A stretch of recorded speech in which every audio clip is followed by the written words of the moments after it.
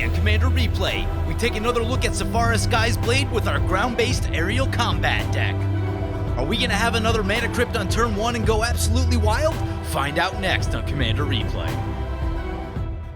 I want to thank my awesome Patreon supporters. You guys are awesome. And, just to let you guys know, I have opened up some additional slots at the Legendary Angel tier, so if that is something you're interested in, or if you just want to help out the channel and vote on which decks I play next, feel free to check out my Patreon at the link below. Welcome back, everyone. Game 2 with Sephara Sky's Blade. Take a look at our opening hand. This is actually an incredibly good opening hand, but I'm going to mulligan it because I had a Mana Crypt opener in Game 1, and it was just insane. I want to see how this deck plays without a Mana Crypt opener on turn 1, so we're going to mulligan this, even though that's not normally a thing that you... Oh, man, really? It just got crazier. Well, so much for my plan, because this is like a meme hand right here. I think we have to keep this. I informed opponents of our opening hand. Only one land in that hand, but the compass should get us going. And we're last in the turn order again, but with this much mana ramp, that's not going to be as big of a problem as it usually is. I think we can turn 1 Thran Dynamo. Yeah, so in the last game we had a Mana Crypt opener. Apparently the Shuffler just loves me today. Because we're getting all the Mana Crypts on turn 1. There's Teferi's Protection. That'll be helpful when someone tries to Vandal Blast or something like that. Play the Plains, play the Mana Crypt, play Soul Ring, play Thran Dynamo, play Thaumatic Compass, and pass the turn. That is 5 permanents on turn 1. That might be a new record for me. I don't know if I've ever done that before. I'm gonna have to screenshot this one.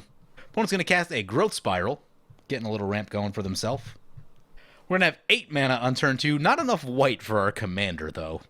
Our plan for a while will be use this Thaumatic Compass like crazy to get lands. Hopefully no one blows up any of our stuff for the next couple of turns. Here comes a Sram Senior Edificer for our opponent. So brings back to our turn, Mana Crypt flip on us, lost the flip, down to 37. We draw a Swords, should be helpful at some point. Activate the Compass. Get a land, play the Cobbled Wings, sit on Teferi's Protection, and pass the turn. Here's a Smoke Braider for our opponent, sure. So, yeah, when you play Sephara Sky's Blade, you have guaranteed access to Mana Crypt on turn 1, or at least so it seems today. But anyway, Sephara Sky's Blade, 7 mana for a 7/7, flying lifelink. Other creatures you control with flying have indestructible and an alternative casting cost. You may pay white and tap 4 untapped creatures with flying rather than pay this spell's mana cost. So as I talked about in Game 1, I haven't focused so much on the alternative casting cost. In Commander, you typically want to be either attacking or holding up blockers. I don't really want to be tapping out my creatures to... just in the sake of cheating that mana cost. That seems like a little bit of a red herring to me. It doesn't seem like that's really where you want to go. It may happen once in a while, but I'm not like super well built to really try and take advantage of that. So where I focus this deck is around the other creatures with flying have indestructible. We have a good number of creatures with flying, but we do have a good number of creatures on the ground. And we can use things like Cobbled Wings, Akroma's Memorial, Odric Lunarch Marshal, and Fleet Feather Sandals to give our ground stuff flying. So we still have really good access to really powerful ground-based creatures that we can give flying, so we have good abilities there, but we can also give them the benefit that Sephara gives them of being indestructible, so I like that a lot. There's a Ranger Captain of Eos, and we're going to start to see what I mean a little bit right here. So first things first, use the Compass, get a Plains, play a Plains. How much mana does that give us? That's 4. That's 7? Exactly enough for our commander. Maybe we just go for Sephara first. 2 blue mana open for our opponent. That smells like a counter spell. What would I rather get countered? The Ranger Captain of Eos or our commander? Thinking Ranger Captain. We have a little bit of recursion in the deck, so we can theoretically get it back at some point. Opponent lets that resolve. We'll grab a Serra Ascendant. Will they let a Serra Ascendant resolve? We no longer have Teferi's Protection mana. They will not let a Serra's Protection. So I'd rather get the Serra Ascendant countered than our commander, because that is a lot of mana lost if our commander gets countered. Now I will put the Cobbled Wings on the Ranger Captain of Eos for the time in which our commander comes into play, which will probably be next turn, and then we'll pass like that. Opponent says I'm wanting to play archenemy on MTGO. Yep. Opponent, last turn they laid down a Smoke Braider. This turn they're going to lay down a Spawn Writhe and also a Talani's Summoner. So it looks like Elemental Tribal over here with Omnath Locus of the Royal. Talk about what our opponents are playing today. I'm joined by 3 Patreon supporters. And first up is Ivan Black playing Omnath Locus of the Royal. When it enters the battlefield, deals damage to any target equal to the number of elementals you control. Whenever a land enters the battlefield under your control, put a +1/+1 counter on an elemental you control. If you control 8 or more lands, draw a card. Interesting card. Cares about elementals, but also like some disjointed text there with the 8 or more lands. Draw a card seems a little odd to me. Haven't seen any crazy builds of Omnath yet, but once they get a few things going and can start pinging for like 3 or 4 damage when it enters, also Panharmonicon's good with Omnath, you know, they can start shooting stuff down and being real annoying. Doesn't appear to be as powerful as Angry Omnath, which is a very powerful commander. Maybe a little bit slow, but once you get into the late game, it's hard to stop big Omnath. So power down just a bit from that, but still an interesting commander nonetheless. Opponent's going to send their Sram into us. Now that the Sarah Ascendant is gone, I'm not too worried about keeping our life total above 30. So I'm not going to chump block. Just going to keep our Ranger Captain alive right here and try to get Sephara down next turn. Shouldn't be too hard for us to gain some life back. Would love to draw Plains off the top. If we do, I think we can go Sephara, leave up Teferi's Protection. Oh, and opponent is going to pass with all their mana open. Makes me want to weirdly opponent taps out their mountain and their reliquary tower, I think just to show us, yeah, I've got a counter. Okay, I see you, opponent. Or they're trying to bluff. 6 cards in hand. Do I feel like they're trying to bluff? I don't know. We'll find out. Brings back to our turn. Mana Crypt flip on us. Tails. Lost the flip. We draw Chroma's Memorial. Opponent would definitely counter that. So I guess activate the Compass. Grab a Plains. Play the Plains. Probably have to call opponent's bluff right here. And we'll have just enough to leave up Swords. Maybe it's an Arcane Denial. Wouldn't mind a little bit of extra card draw. Nope. Opponent was bluffing. Could be a Reality Shift though. That could still be a thing. I'm gonna leave the Ranger Captain back. We could attack with it, but if anyone has removal, they're probably gonna use it on Sephara. So I'm not sure if Sephara is long for this world. Yep, opponent was bluffing. Let them know they almost got me. I almost tried to play around it. Chroma's Memorial will be very good against Omnath because of the protection from colors, protection from red specifically. Omnath will not be able to shoot our stuff down. And opponent's going to crack a Warped Landscape, search your library for basic land, put it on the battlefield, tap, then shuffle your library. That'll trigger the old Colony Heart Expedition. Seems like there might be a little bit of a landfall theme in opponent's deck. It's probably about the only reason you'd want to run Warped Landscape. Spawn Writhe going to go on the attack into the Keranos opponent. Continuing on our opponents, by the way, our second opponent is TDDL, piloting Sram Senior Edificer, and it appears they're doing a more equipment-centric build of Sram. I have seen some really interesting, very low converted mana cost aura builds where you play like all of the 1 mana auras, which are kind of interesting, but not what they're doing today. Oop, that's a Sinew and Steel. Okay. We might be losing some stuff. Actually, yeah, we're gonna have to Swords that, honestly. We are very much into an archenemy situation, and I don't know that like us losing an artifact changes that equation. So that means that like we just need to keep our stuff, and I think we need to keep our foot on the gas. Yep, opponent's going to equip that, and we'll just go ahead and Swords that right now. Keep our artifacts alive. When a play like that happens, because that's happened to me a lot with all the Aurelia equipment that I've played, that's a really big tempo blowout. Opponent has no creatures in play, and, you know, has no mana up, and is just hurting. Just plain hurting. Opponent going to cast a Gilded Lotus. Sure. It's going to bring it back to our turn. Mana Crypt flip on us. How do I feel about opponent holding up 3? Well, they didn't have a counterspell last turn, so unless they drew one off the top. Although, Reality Shift, Pongify, anything like that? I don't know. I feel like they would have used it. So it brings back to our turn. We lose the Mana Crypt flip down to 22. Really need to start gaining some life back. There's a Plains. Play the Plains. Let's get a Chroma's Memorial. It'll give our creatures Vigilance, which is nice. And we can leave up the Teferi's Protection. And we could choose between Teferi's Protection and Thaumatic Compass. We'll use whichever we need as we need it. Omnath seems to be off to the best start, I guess, so I think first attack over their way. Now, one thing we have to think about is, like, we have a lot of damage to do to our opponents. I probably could have split that up just a little bit better. Should probably split between commander damage and non-commander damage for maximum efficiency, so that was a little bit of an oops. Hopefully that doesn't come back to matter, but True Conviction plus creatures. We could use card draw is really the thing that we need. Would not be upset to see a wheel get fired off somewhere. Opponent goes down to 30 damage and takes 7 commander. We'll pass like that. For the time being, this looks like our team. Doesn't look like we have a lot of backup coming, so... But at least we're protected from Keranos, protected from Omnath, so that all seems really good. Akroma's Memorial, sweet card, probably needs to be reprinted. Last time I looked, it was a little more expensive than I was really looking to pay for said Akroma's Memorial.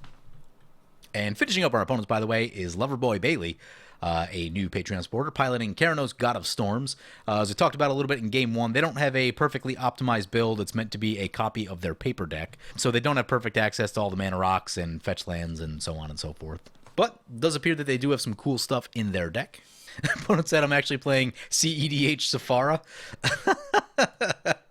I don't think that that's really a thing, at least yet, but, you know. 7 mana commanders don't show up so much in CDH, and if they did, they probably need to, like, immediately win the game. Opponent going to do some attacking, and if there's 2 Spawn Rides out there, that Spawn Ride army is going to be getting pretty big. The Summoner will trigger. Opponent has all their mana up. Let's see if they want to use that. They do have the City's Blessing, so those tokens will be sticking around.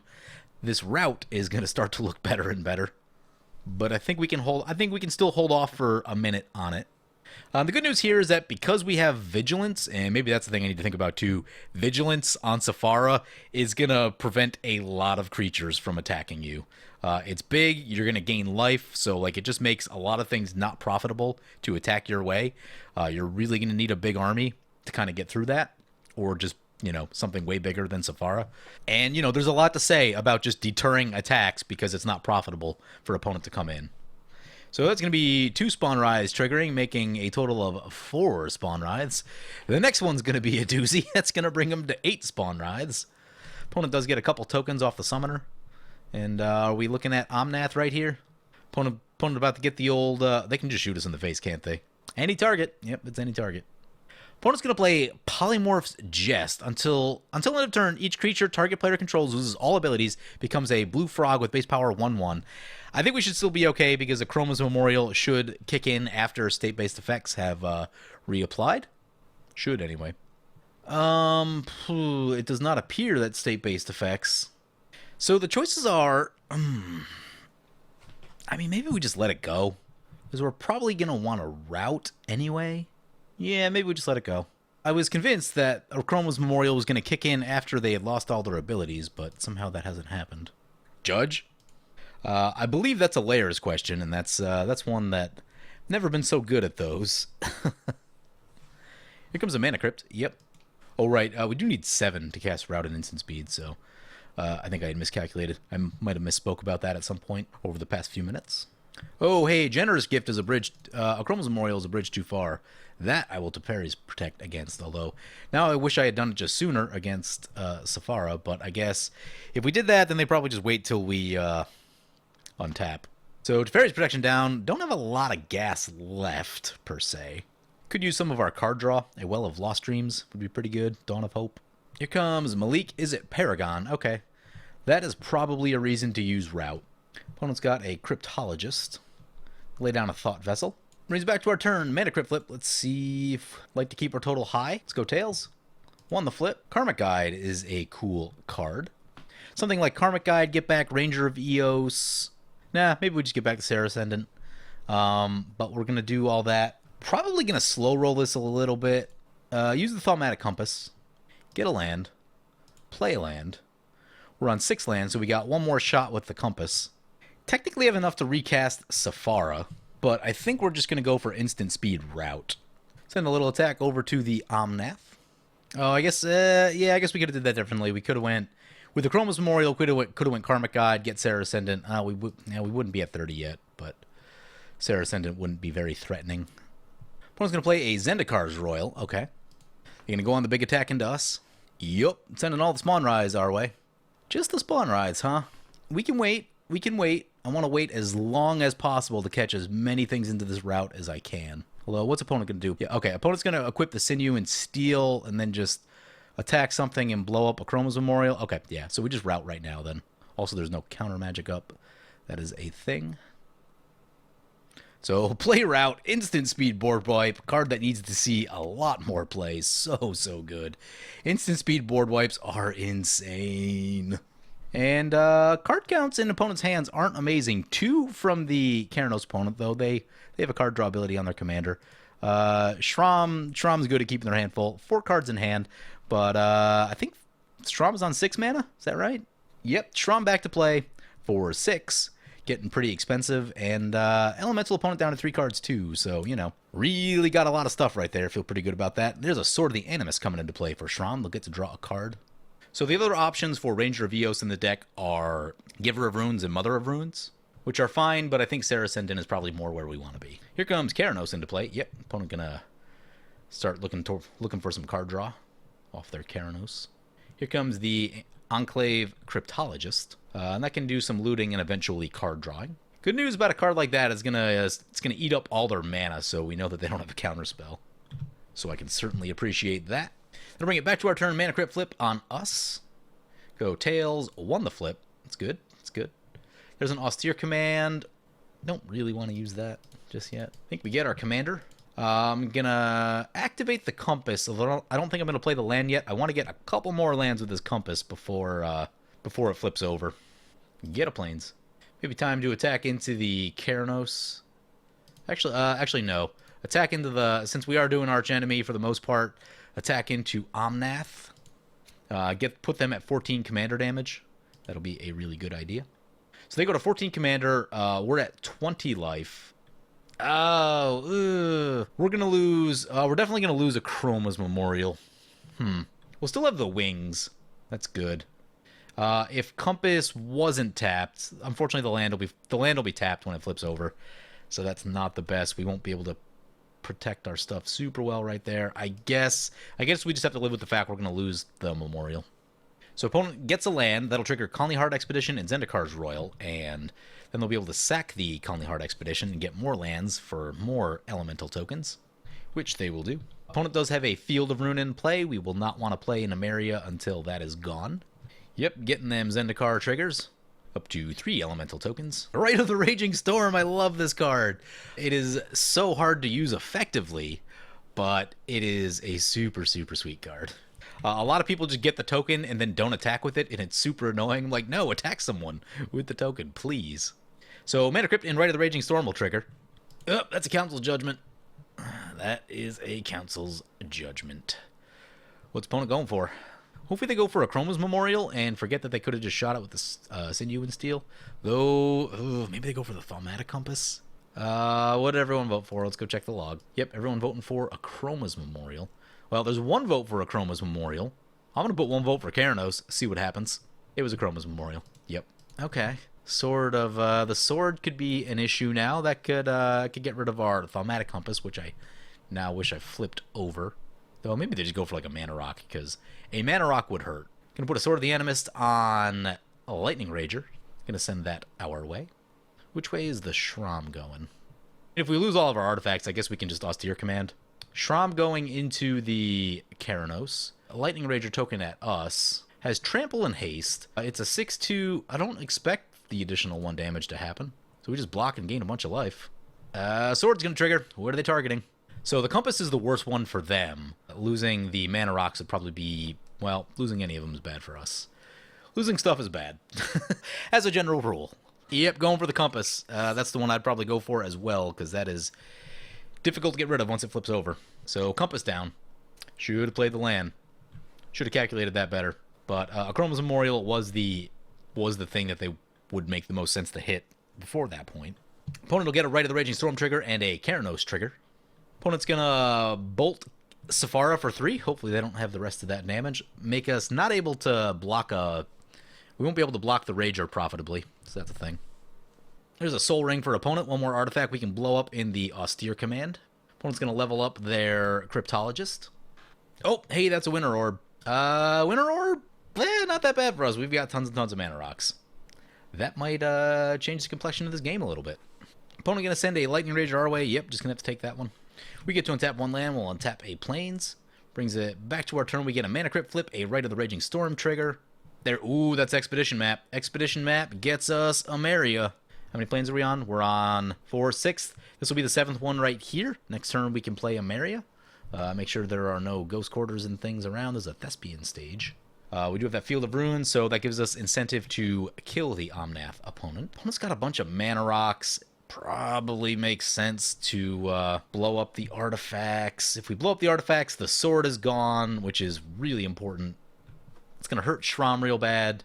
It's going to hurt Keranos pretty bad too, actually. Yeah. Okay, so let's go to combat. Sephara into the Omnath. Token into the Sram. Omnath down. They die to commander damage. We go to 45. Play. We're going to lose our Cobbled Wings, which may be a little frustrating. What are we doing in the second main phase here? We should probably get this Austere Command off. It's giving Keranos a lot of mana. That sword. Yeah, the sword is the reason that we need to do this. So Austere Command on small creatures and artifacts. Opponent could have a counter. Don't know if they would. I mean, everyone's getting hit by this. If they don't, then yeah, okay. Play an expedition map. Crack the expedition map. Get Ameria. Play Ameria. We are on 6 planes. If we get pathed for any reason, we would be on 7. Sephara to the rescue. Taking down that Winter Orb. In certain metas, I have no problems with Winter Orb. Probably not quite for this meta. We are playing. There are 2 mono white decks here. You know. Not playing super competitive or anything like that, but as you get into like more high power combo decks, I'm completely fine with the Winter Orb because that's what makes the game last more than 4 turns. Now, if Ameria comes online, we can do this real nasty trick with Ranger Captain of Eos where we sacrifice it and make it so Keranos can't cast non-creature spells during a particular turn, and that seems pretty good. Like this turnabout right here. I don't know if this is a combo, though. It seems like maybe they're pretty low on cards. This might just be trying to get some extra mana. Opponent copies Buried Ruin with the Thespian Sage. Okay. Sephara. Oop, that's an Niv-Mizzet. Alright, that changes what's going on here. And Keranos is now an attacker. Coming our way, sure. There's some Fleet Feather Sandals. Those are pretty cool. Don't think we have enough mana to Karmic Guide and Fleet Feather, though. So, play the Plains. Play the Karmic Guide. Do we go for Karmic Guide right now? If we can't Fleet Feather? We have 8 mana. Yeah, it would be 1 short. I think we still do it. It gives us a blocker and gives us a lot of good stuff. So, play Karmic Guide. Get Serra Ascendant. Play Fleet Feather Sandals. And send Sephara over to the Keranos. Now, the Niv-Mizzet is very scary. That will allow them to draw cards like crazy. And you always have to be on guard against the combo. Opponent takes 7 commander, goes down to 25. We go up to 46, and we'll pass like that. Ooh, here comes a Feast and Famine. We're protected from it. I don't think Keranos is going to give up their last card to a Feast and Famine. I know we certainly won't. Well, okay, that's a sort of vengeance. There might be less of a choice in the matter now. Yep, opponent going to equip up everything. It's a 6/4. I will double block if they send it our way. Yep, here it comes. All right, double blocks away. They would have been better off going toward the Keranos at this point because they would have trampled over for 1, regardless of whether they blocked or not, which would have gotten them the sword trigger. We, however, are indestructible and soak up all the damage. So, Sram dead, their lands don't untap. That's not a great place for them to be. I mean, they'll have to recast it again next turn, and they have the mana, but it's a big tempo loss for them. Opponent gonna shoot our Karmic Guide. It's still indestructible, so something would have to happen to Sephara for that to matter. Opponent Buried Ruin. Didn't see what they went for. Probably one of their mana rocks. Oh, the Winter Orb. I see. So, Sram gonna be in some trouble then. Still feel good about our position. Keranos coming our way. No, Keranos changing their mind. No attacks. We get to untap 1 land, we'll untap 8 planes. Ameria will trigger, Karmic Guide will trigger. We will lose the Karmic Guide, sadly. But we can just get it back next turn if everything sticks. It does matter a little bit because I was going to get this Ranger Captain of Eos to get Giver of Runes and then put the haste on it, but we won't be able to do that now. So use Ameria, Ranger Captain comes back. Search our library for a card. Some much needed card advantage right here. Get Mother of Runes going. There's an Elspeth. That'll be cool if we ever get the chance to play it. We can put boots on Ranger Captain, or we could try to set up Mother of Runes. Tough choices.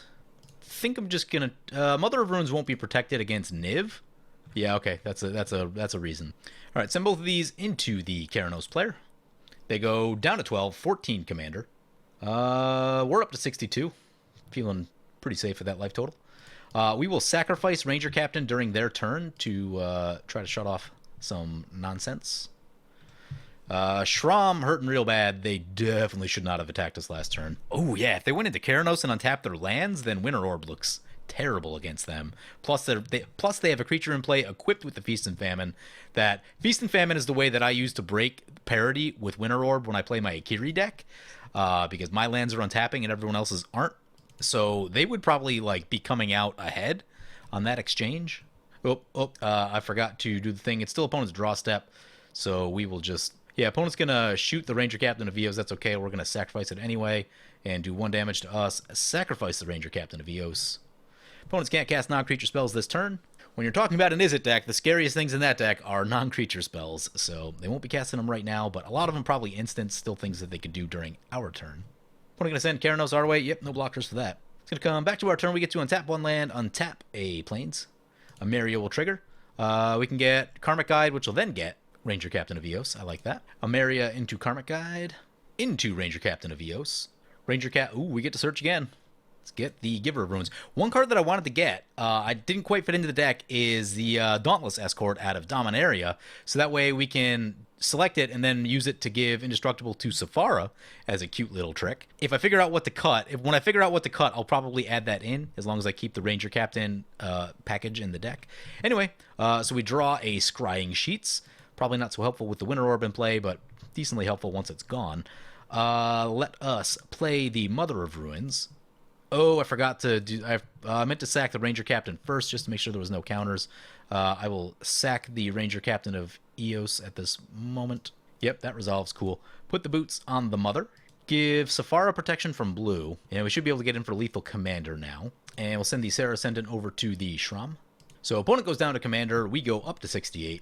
And second main phase, I'll play the Giver of Runes. Feeling pretty good about a Maria Shepherd being in play. And, yeah... Opponent doesn't seem to have an answer for a Maria for a Maria the Sky Ruin, rather. Ooh, hey, that's an Armory Automaton. That'll come into play, get equipped. It will have haste because of the sword. Also have some other nasty abilities as well. Opponent's gonna be able to generate a lot of mana this turn.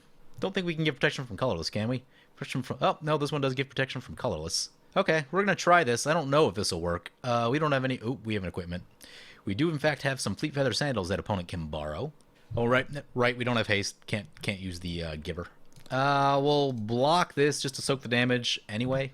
Opponent does... Ooh, we're going to lose Elspeth. Elspeth down. Sad face. So we're at 64. Opponent paying 10 mana to get Sram back to play. Yep. Here's a Skull Clamp. Opponent will get to draw a card. Some Vigilance would not be the worst thing right here. And, yeah, I think Brave the Sands probably looks like a pretty good inclusion with Sephara, just because of how big she is and the lifelink. If you can attack and block, and potentially block twice... That's going to keep a lot of people from attacking your way. Alright, so Amaria, the Ranger Captain of Eos. How come, did we not block with Karmic Guide? Did I just not block? Did I forget to do something? I think I forgot to do something. That being the case, maybe we just pay for Karmic Guide? Yeah, I guess we just pay for it. Get Ranger Captain. Ranger Captain will be good if we fire that off during our opponent's upkeep. They won't be able to go wild with equipments and auras. We get to search. I don't think there's anything left. Nope, we have all of our targets. Oh, I meant to use the Scrying Sheets. I guess we play the land, use the Scrying Sheets. It's an Aura of Silence. Yeah, that seems reasonably helpful. We'll just keep that right where it is. Make sure not to crack the fetch. Do some attacking. We'll keep that one back. We'll keep Sarah Ascendant back too. Yeah, we can protect it. Yeah, we'll keep Sarah Ascendant back. Just kind of go for the commander damage win right here. And that's another thing, too, that I've been thinking about. Just because of Sephara's size, especially being a 7/7, going Voltron seems like a very reasonable strategy. Because the bigger she gets, the more life you're going to be gaining, and that's all really cool. You don't even have to be, like, devoted Voltron. You could literally just put, like, a Black Blade Reforged in there, or a Duelist Heritage, and, you know, even if you aren't devoted Voltron, it's still just a huge, threatening flying attacker. There's an Inventor... Oh, I forgot to do the thing. There's an Inventor's Fair for opponent. I forgot to do the Ranger Captain of Eos bit. Got busy talking right there. They may get a spell down on us before we can sacrifice. Oh, never mind. Opponent's going to equip the Sword of Vengeance, so we'll sacrifice the Ranger Captain of Eos. Won't be casting additional spells unless they're instants or creatures. I'm pretty sure Ranger Captain of Eos is, like, super good. That sacrifice ability, whew, looking good. So opponent equips everything onto the Sram. Okay. Opponent going to come in. Yep. Block with this. Block with this. Give Sarah Ascendant protection from white. And we have soaked the damage, gained some life. Opponent sends their commander to the graveyard, drawing 2 cards. Wow, they must be hurting. I guess with the automaton down, kind of pick up the same role. They just need answers. But I don't think Sram runs the type of answers you really need for something like this. So Ranger Captain back to play. Nope, forgot. Oh no, we shuffled our library. Aura of Silence down. We draw another land. Uses Crying Sheets. It's Tectonic Edge. Crack a fetch. Don't need any more lands. Play a fetch. Do some attacking. Do we have 20? That's 6. That's 13. We do not have 20. Send our commander. Opponent's upkeep. They get an Inventor's Fair trigger. Sacrifice the Ranger. And this should be good game. Yep. Opponent just passes. No attacks. Ameria comes back to play. Yeah, Ranger Captain of Eos plus active Ameria seems really good. Don't think we need to use that this time. We draw Avacyn. Avacyn's cool. Send in this one. Just keep... Oh, that thing's got haste. That thing's got flying. So we will need to give this protection from colorless. All right, almost made a boo-boo right there, but we recovered. Giver of Ruins coming in handy. Down they go. Yeah. I guess we had another super crazy start in this game, but when you have a crazy start, Sephara looks pretty good. When you can just mana ramp like crazy, having a big expensive commander does awesome things. I was very surprised about like how much we were able to just hang in there with just a bunch of mana rocks and Thaumatic Compass, just getting all those lands, because if we miss all those lands and that austere command happens or some other artifact board wipe, we're out of the game. We are so completely out of the game. Anyway, hope you guys enjoy this look at Sephara. As always, feel free to comment, like, or subscribe. Thank you for watching.